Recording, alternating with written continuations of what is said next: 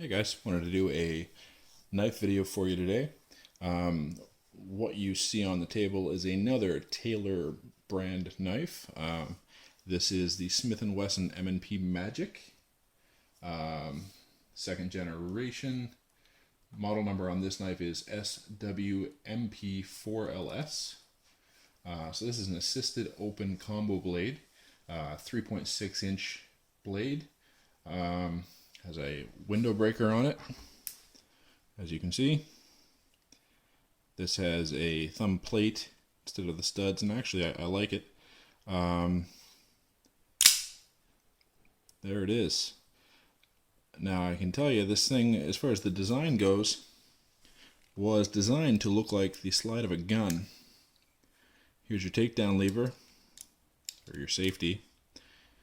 Here's your traction material to haul back the slide. Your grip, I guess, would be back here. You can see a sight down there. And what that originally was for was pulling here. This was considered like a flipper design.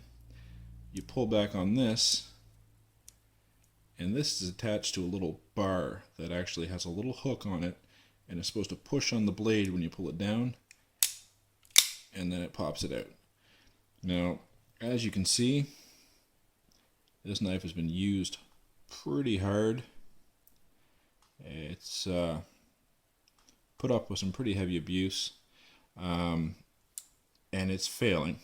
It's got some issues, and I'll go over them a little bit. Now, one of the issues with this knife is I've already had this replaced once under warranty. It had a screw. So there are no screws on the exterior. In order to get this thing apart, these are glued on. You would need to haul those off, which I don't do because the thing's under warranty, so I'm not going to go ahead and screw with it and have to try to re-adhere these back on again. But anyway, there'd be something under here, there'd have to be, to get these scales apart. As you can see, this is full stainless steel liners, thick steel handles. Or I don't know, they're thick steel handles. They feel a bit tinny, but they're thick handles. This thing is massive in the hand. Now, again, it's a 3.6 inch blade. And one thing I do like about it, I'm not a fan of serrated blades, guys, and they do have this in a non-serrated version.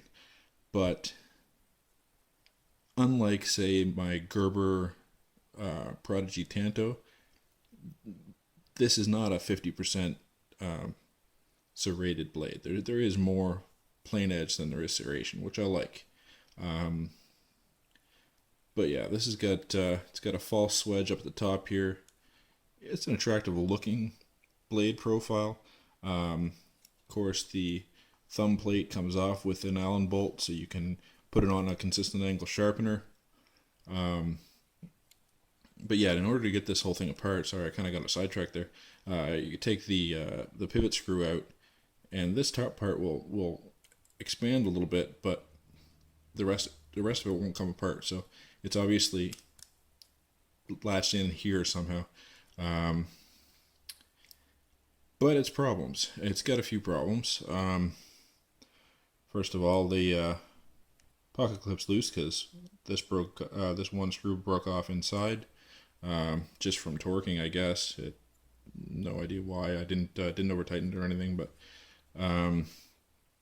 like I said, this used to have I have a picture of it, and I'll probably roll it in here now just to show you guys.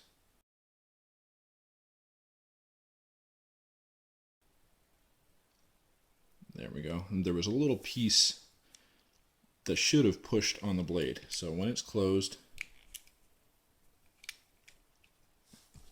I had the safety on, sorry about that. There we go. So when it's closed, you pull down here, and it was to open.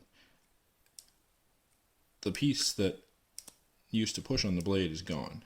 I had this apart today, I looked at it, and that's the problem. There's a little hook, and the actual hooked portion of it is snapped off and gone. So doing this does nothing. It doesn't actually make contact with the blade. Assist still works. You just push on the thumb stud and it snaps open for you. So it's still functional, but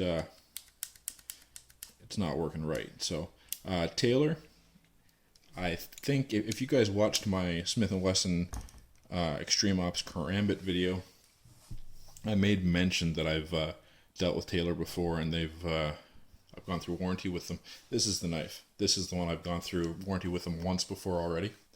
And here we are, it's gone wrong again. The first one had a screw fall out from inside. I had no way to get to it to put it back in. So I sent it back for warranty. Gave me another one. Here we are. This is broken on it. Got a fair bit of blade play. Side to side. Not much up and down. Mostly side to side blade play. And if I tighten up the pivot screw, the assist isn't strong enough to get the thing open. So it's kind of, I can't make it any tighter without wrecking the function. So it is what it is. Taylor has said that they'll replace it. Now the problem is, and it might be just who I was talking to didn't know what they were talking about there. We can buy these in Canada. This one came from Canada. Sorry, my original one came from Canada. Then they replaced it with this one, sent it straight to my door. No problem. This is not an auto knife. It's an assisted open. There's no legality issues here.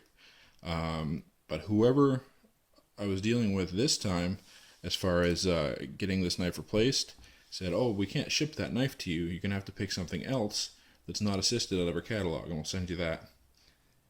And I think it's just a matter of somebody trying to be better safe than sorry.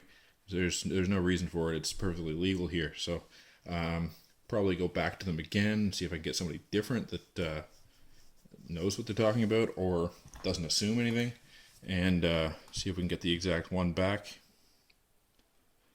We'll see. They got some other options there too. Like I said, I'm happy with the warranty, but quality of this Taylor stuff for this Smith & Wesson M&P and Extreme Ops, I mean, the quality is not there. The thing is $40. It does fine for a $40 knife, but I mean, it's I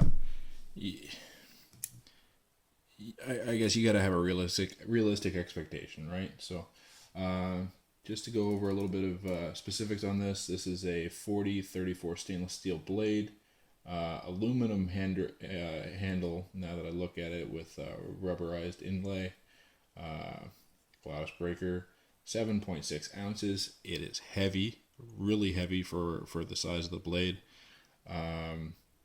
Made in Taiwan. We see handle length 5 inches, overall length 8.6 inches. Just to give you guys a little bit of comparison, here's a Spyderco Manix 2 XL. Handles are almost exactly the same length. Get these opened up. You got some more reach with the Spyderco. And the big outlying factor here is, look at the thickness difference. It is insane how thick this little Smith & Wesson M&P Magic is. It is monstrous. Let's give you another comparison, a little more extreme comparison. Here is the Cold Steel Recon 1 XL. It's a beast. Thing is huge. There's the Smith & Wesson. Much smaller, right? Yeah, not if you look at it from behind. Look at that. It's thicker than this friggin' monster. I don't understand why it needed to be that thick. Maybe it's part of the whole gun slide, gun frame theme. They wanted it to be thick and chunky, so it is what it is. You like that or you don't. That's not really a negative thing if you prefer big, thick handles. I have big hands. I don't mind this. But I've kind of become accustomed to carrying a little bit thinner stuff. Like, for example, my Ontario Rat 1 assisted open. Pretty much the same size blade. Much thinner handle. You know, it's just a data point, really. Again, thickness of a handle is a preference thing, so you guys take that how you want it and let that information work for you.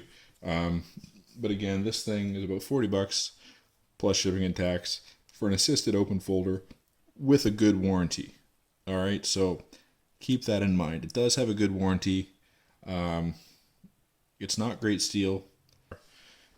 But anyway, guys, it is what it is. Would I recommend it for $40? Probably not. I'd suggest you maybe get into something non-assisted open at that price with a little better quality. But we'll see what the warranty is like the second time around here, and let you guys know what the experience is like. Give me a like, subscribe. Have a great day, guys. Thanks.